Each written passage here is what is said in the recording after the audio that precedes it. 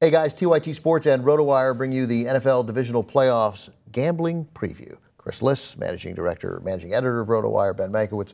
The early game Sunday, Dallas and Green Bay. There's been a lot of movement in this game. I have it here that it opened at 6.5, but I saw 7 and now 5.5. A lot of money coming in on Dallas. Where are you? I took Dallas. One thing that disturbs me a little bit is Rodgers' calf injury. I don't think he's 100%. No, clearly, and they're being they're being too flippant about it. Yeah, like this is no big deal. Right. No, I mean, he may play well, he may overcome it, but I don't like that he's hobbled at all because that's a weapon that he has is getting out of trouble and making plays. Maybe it's worse than just that. I mean, purely restricted to the pocket Aaron Rodgers is still very good, but what if he can't step into his throws? What if it affects the accuracy of his passes? I'm a little nervous about that. And Dallas matches up very well offensively against that Green Bay defense that is not good against the run.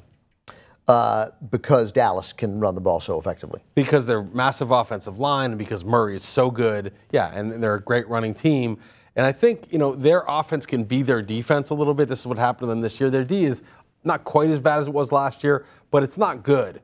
And their offense, what it does by resting them, by sustaining long drives, by shortening the game so that there's, 5 back and forths rather than 11, what you do is you increase variance. You say we're going against a better team, but all it takes is one fumble to maybe make the difference. Here's why I am intrigued by Dallas, although obviously I wish I'd gotten it at 7 and not 5.5. Right. And I'll probably stay away, but I will bet the under. We're too reliant on what we saw last week, and your temptation is to say Dallas got lucky. They did get lucky last week. They were the benefit of a very, very strange call. That doesn't mean Detroit necessarily would have won, but it would have helped them. And they weren't the best team on the field for most of that game. It seemed overwhelming that they weren't the best team on the field. But it's just one game, and Detroit, a team that can stop what Dallas does best incredibly effectively, changed the nature of the game. Green Bay doesn't do that. So your temptation then is to think that because people saw Dallas play poorly, that the line would reflect that, but it doesn't. So I was tempted to bet Dallas, but I feel like I missed my window of opportunity. Yeah, certainly 7 would have been a great time. 7 would have been very nice, yeah. But, then again, Lambeau Field, Aaron Rodgers has been the greatest home quarterback in NFL history. He has 30 touchdowns, 25 touchdowns, 0 interceptions. He's averaging 9.7 yards per passing attempt. Nobody in the history of the NFL has ever played 8 games at home in a season as well as Rodgers did this season.